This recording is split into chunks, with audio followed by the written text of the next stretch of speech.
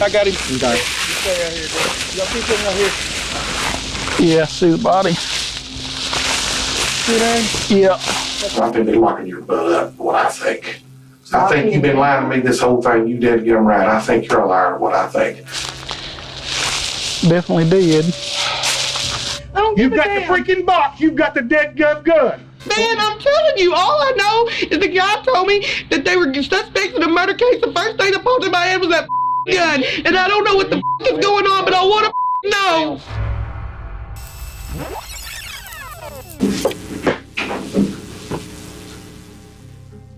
Welcome back to our channel, where we dive deep into some of the most gripping true crime stories of our time. In today's video, we're taking a closer look at the chilling case of Samantha Wohlford, a mother of 5 who shocked the nation when she was charged with killing her husband in 2015. With new details and revelations emerging, this case has left many questioning what really happened on that fateful night. So buckle up and join us as we explore the evidence and try to unravel the mystery surrounding the Samantha Wohlford case. Samantha Wohlford, a mom of 5, was convicted for the murder of her tattoo artist husband, Ernie Ibarra.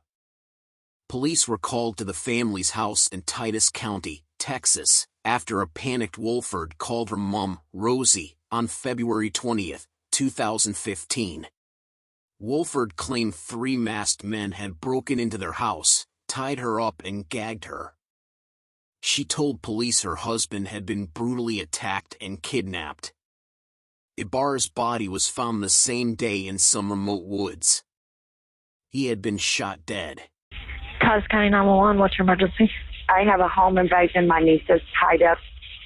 I am at the verge of untying my niece at this particular moment. Okay, she's tied up. She is tied up and gagged. And gagged? Is that what you said? Ma'am. Is there anybody else there? Where are the kids? We have 5 small infants asleep. 5 small infants asleep? Yes, ranging from 7 to 1. 7 to 1 years old? Yes, ma'am.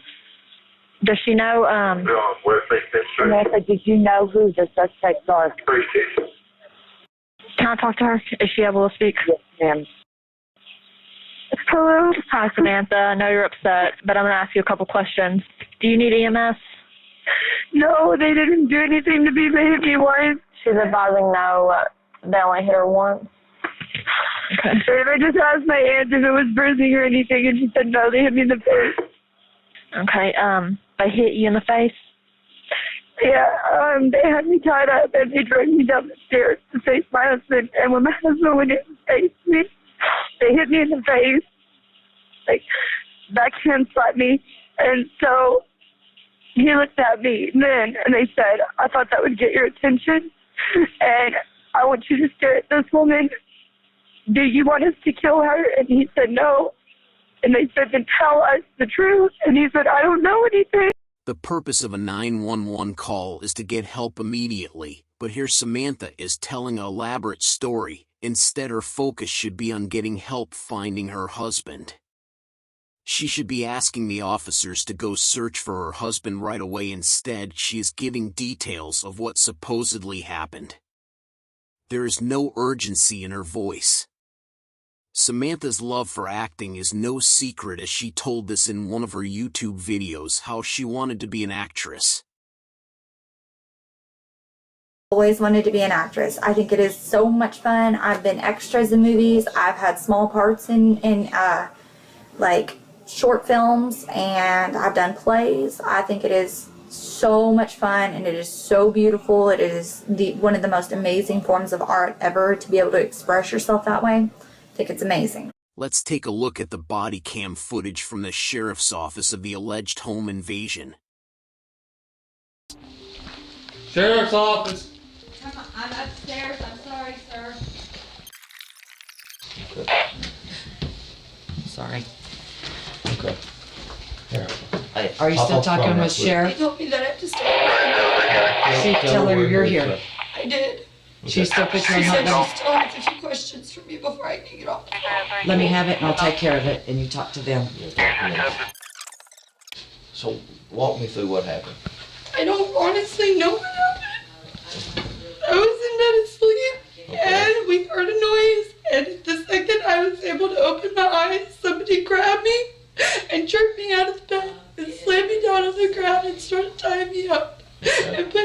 my phone. He told me don't move. Okay. They were punching him over and over and over, and just he was fighting back, and I was just letting him do it. And What's your husband's name? Ernest Ibarra. Ernest Ibarra. But they didn't take mine. I had mine hidden. Uh-huh. So I was able to. So he's got his phone? No, they have his phone. Okay, that's what I'm talking about. What's his phone number? Huh? Well, I need that number. Get that number from me. They cut my shirt off, and then after they made me stand there naked in front of him, threatening to do things to me. The guy said, "I can't do." You were outside or here inside? I was in the living room. The living room? When they took me to the living room, he said, "Get you a shirt and get it quick, because I'm not this type of person." So I started rummaging through my closet. He said, "I said get it quick," and pushed the knife against my throat. So I just grabbed whatever shirt and put it on. Okay. But he grabbed my shirt and he started cutting it. He cut it down the collar, and then he said, "What's your name?" Samantha. Samantha Wohlford. Wohlford. Where's that shirt at? Is it downstairs? What color is it? It's gray sweater. Gray sweater? Okay. That's what I was sleeping in. Okay. Yeah, I've got the front door's been kicked in. As he is dictating the crime scene, Samantha here is busy sending a text message. Was the spray paint already on the walls? Yeah, somebody broke in over Christmas time, or over Halloween time, and did that. And he's already been out here once over this. Okay. They cut his hair off. I don't know why. Is that his hair? That's his hair? That's his hair. Okay. And he said, And you said those are the pants he had on? he said, "You're gonna want something of your husband," and choked a piece of his hair off and threw it on the floor. And you said those are his pants that he had on? Yeah. Where's the sweater you had on? I think that's it on the dining room floor.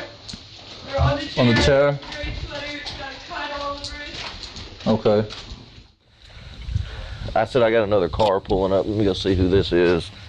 Due to the fact that I was dialing with my nose. Hey, just stay out there for just a second for me, okay? Can I go out there? Well, let's get this checked out real quick. Because right now this is the most important thing, you know. Let's get this all figured out. I don't see how me writing a statement is in the crucial hours of you finding my husband. It is, because I mean, this may help you trigger something to help us, you know. About 2:02 a.m. His cell phone ping 0.86 miles from a residence in Pittsburgh. You know anybody in Pittsburgh? Contact. At this time, the investigator arrives at the scene. He is immediately skeptical. The corporal brings the investigator to the bedroom door where the alleged attack began. Up these stairs. Get them before they're able to know what's going on. Yeah, that's the only part that's getting me is how do you... They would have to either be familiar with the place to be able to do all that and know where they were asleep. And the babies are asleep. At 6:10 a.m., just a short time after the alleged home invasion and kidnapping of Samantha's husband, she arrives at the Titus County Sheriff's Office. Yeah, about what time it was when you went to bed? I looked up at the clock and it was like 12:01, and I was like, yeah, you've got to get to bed because you have to be up in 5.5 hours. Sure. She tells the investigating officer that she went to bed at 12 a.m., contrary to the time 11 p.m. she gave to officer at the scene of the crime. Already her story has started to change. Don't harm my kids. They hit him in the mouth. Are my kids okay? They hit him in the mouth and he said we wouldn't touch a child. And they flew out of his mouth. I don't know if it was a tooth or if it was just spit or blood. This little kid flew out of his mouth because they had the lights on down there. And that's when they started cutting my clothes off and making me stand in front of him naked. What do I have to do? Please don't kill me. What do I have to do? And he said, $20,000. You want to know what you have to do? Can you come up with $20,000 in the next 5 minutes? And he's kind of laughed. Now, what did the handgun look like? It was just black. I don't know anything about guns. Could you know the difference between like a revolver and an automatic? Oh, it was definitely like a police pistol. It was whatever those are. Semi-automatic, so it wasn't It was small, barely bigger than his hand. At this point in the investigation, the police started to ask direct questions from Samantha. This is where things started to go downhill for her. You two weren't fussing, you weren't fighting, you didn't get out of hand, you didn't punch him, kick him, stab him, shoot him, nothing like that. I'm not going to find out anything any different later once we get there, because the deputies, they're out there right now, basically searching your house from top to bottom for every piece of physical evidence that we can find to do anything that'll help. I have to absolutely know the truth that you had no possible involvement in this whatsoever. No. You love her? I didn't. I wouldn't have gone back if I didn't. What all are you willing to do to help me find him? Whatever it takes. But you don't know where he is? No, I don't. I wish I did. You're positive? I'm positive. You have absolutely no idea where he's at. No, I don't. Do you know who we can call to find where he's at? The only one I can think is because they kept bringing him up. Other than that, you have no Other than that, I have no idea. None. Watching this guy punch him in the face with the guy over and over. How'd that make you feel? Horrible. So, I was hysterically bawling. so it didn't make you feel glad or No. there's torture? No. Because you told me that you felt good about, wanting to stab him, kill him. At some point in time, everybody loses their temper, but have I ever acted out and hurt anybody? No. And you can look at my record on that. I have one count of criminal mischief, and that was because I tossed my keys to somebody and let them use my car. Sure. And they didn't have a license.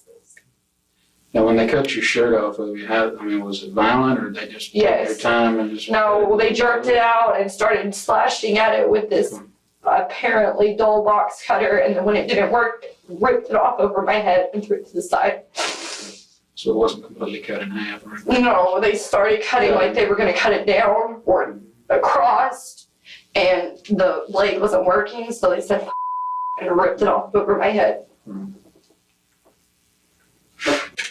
But as far as tonight, you had nothing to do with this experience. You don't know who did anything. No. You're positive about that? Yes.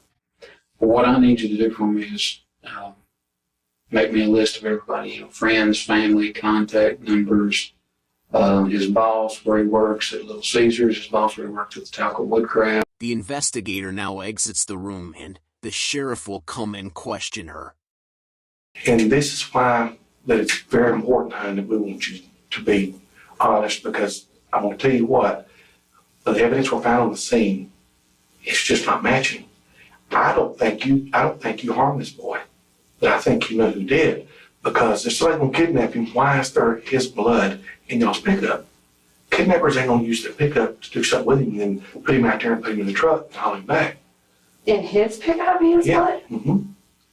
Yeah, somebody, it's apparent to me that somewhere after he was assaulted at y'all's house. I told him that they got into his truck because they wanted his ID. Because they said they needed to verify 100% they had the right person, is what they said. I don't know if they were one of the people that hit him or not. They sent somebody out to the truck to get his wallet to check his ID. Came back in and said, yes, he is who he says he is. Okay, but that still don't explain why his blood is in that truck. They hit him in the face like 100 times. Well, no, but you said they went out and did it and got it. He was never supposed to be in that truck. If they had blood on their hands and got in the truck. No, it's drip blood. It's not. It's drip blood? Yes, he was in that truck. And this is what's going to look so bad is from your story. And this is why you don't have to be a suspect. And I still don't think you did it. I don't think you're strong enough to do it. But I personally, I think you're scared. I don't know if you had a boyfriend that you found out about. All right, well, finish writing your statement before we go back with you, okay? You need something to drink? He left with my phone. Where did he take that? Well, we've got a search warrant for your phone. That phone's going to be ours for a while. Because the every call you've made probably in the past year, we're gonna have to look at. Okay. Every text message, everything. So we've got a search warrant for your phone. Okay? okay? I'm telling you everything I know. I'm repeating everything they've said. Okay. Well, just go ahead and do you got your statement. We'll get back with you in a minute, okay? You can look at my record. I'm not somebody that gets into trouble. Sit right there and told me the same story just like you're telling me. And, they tried to convince me. And in the end, when the evidence come in, they sat there and we knew all along they were lying. We knew all along the story was made up. In the following clip of the interrogation, Samantha was asked how she was able to call her mom while tied up and not 911.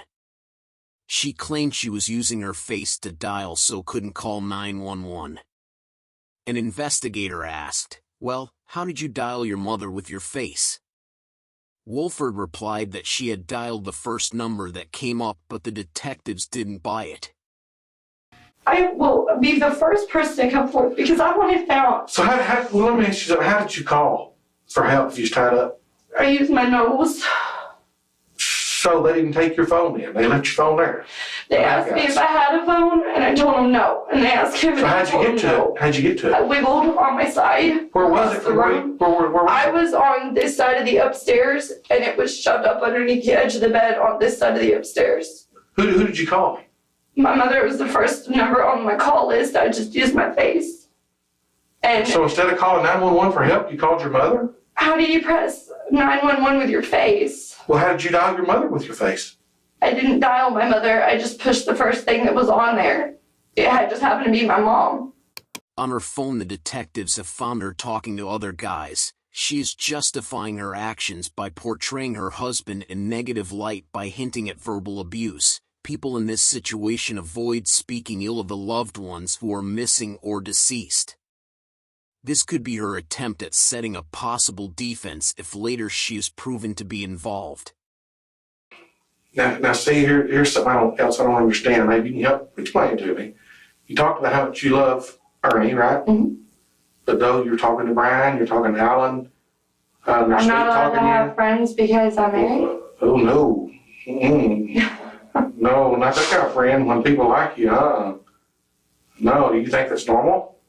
For married people to... In the world nowadays, in general, I think more people our age. I wish I could marry somebody like my dad. He's great to my mother. There's nobody else ever that could turn his eyes from her. He's the perfect husband. Okay.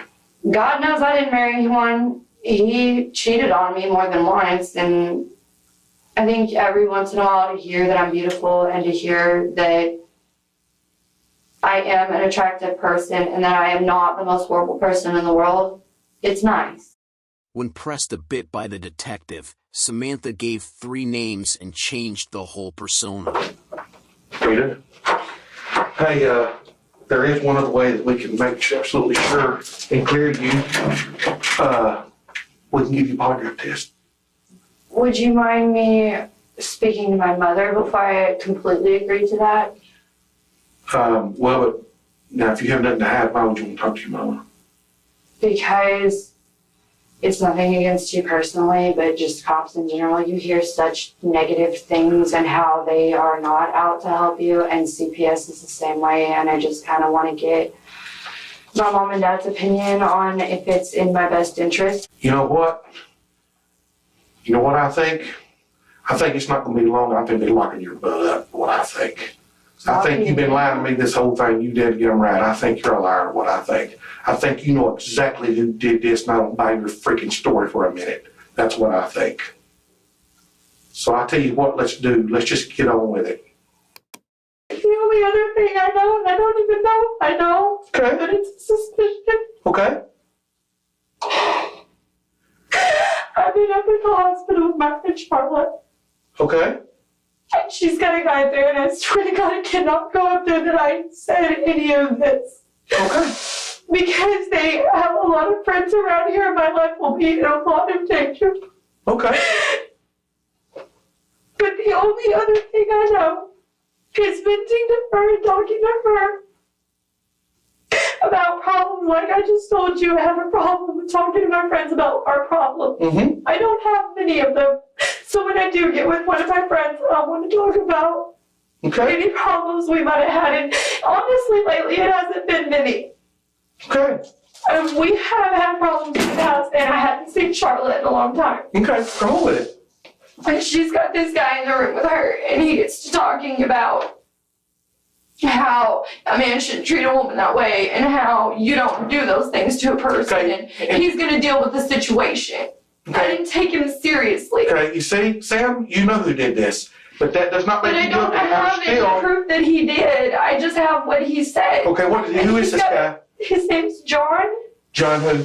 His Facebook is Rebel, John Rebel. It's John, I don't truly know his last name, but his Facebook says John. He's got a brother named Greg. He's got a really bad history as far as... Who's Greg? I was told he's an informant. I don't know Greg's last name Where either. does John live? I don't know. I know that he's been staying with Charlotte. So if he did this, who do you think he'd bring with him? I don't know any of his friends.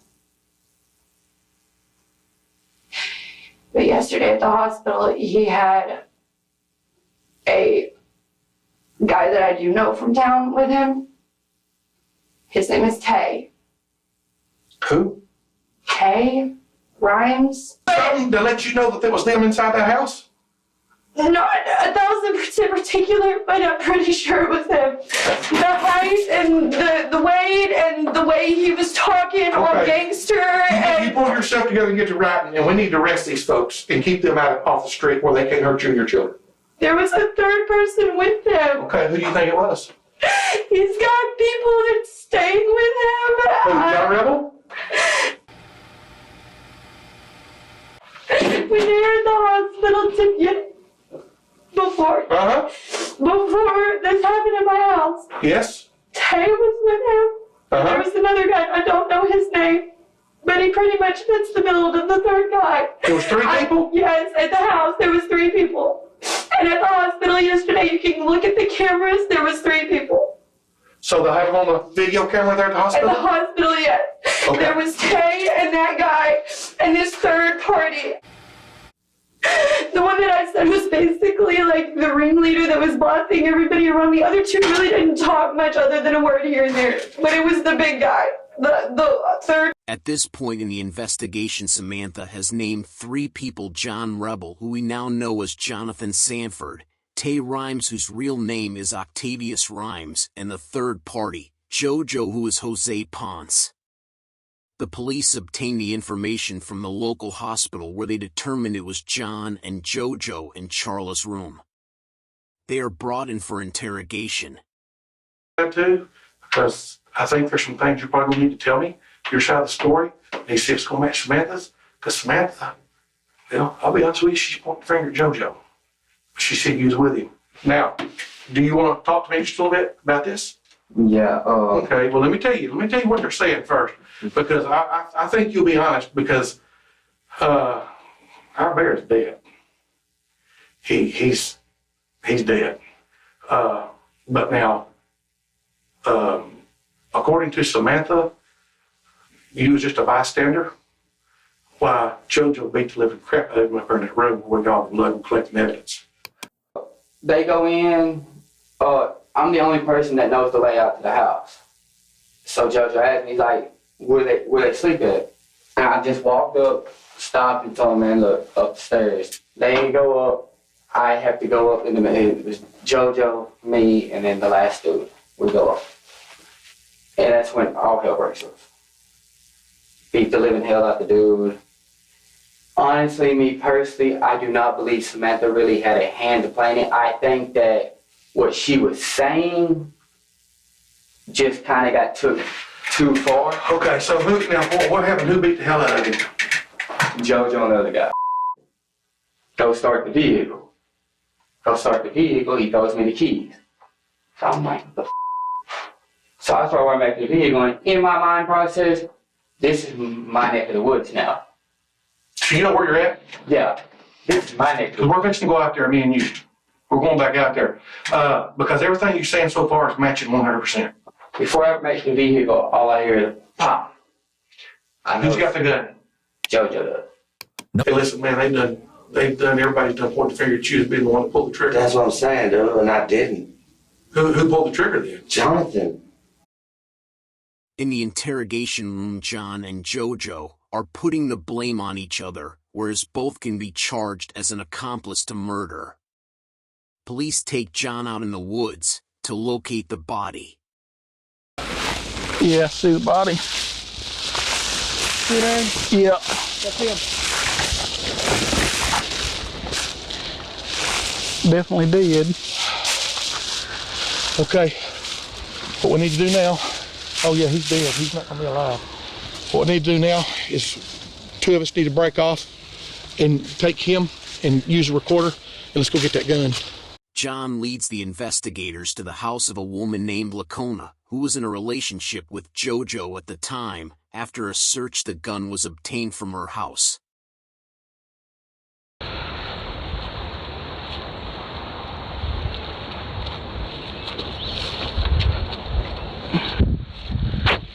There you go, right there, I bet you. See the dope or the gun. Gun.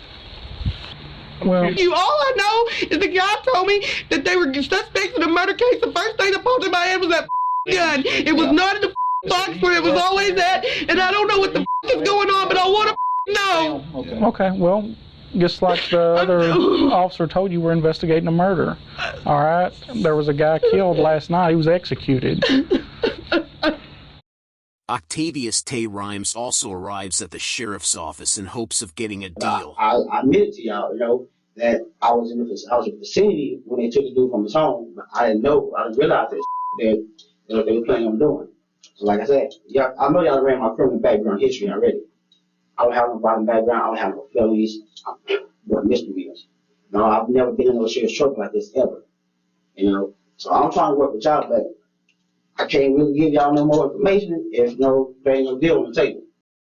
3 days after the murder of Dagon, Samantha is charged with aggravated kidnapping and murder. John and JoJo pleaded guilty in 2016 and received 50 years in prison. Tay went on trial the following year and was sentenced to 93 years in prison for the kidnapping and murder of Dagon. The next year, in 2017, Samantha, who is the mastermind for the kidnapping and murder, is given 99 years in prison for the murder and an additional 50 years for the aggravated kidnapping of her husband. To this day, it is still unknown who pulled the trigger and actually killed Dagon.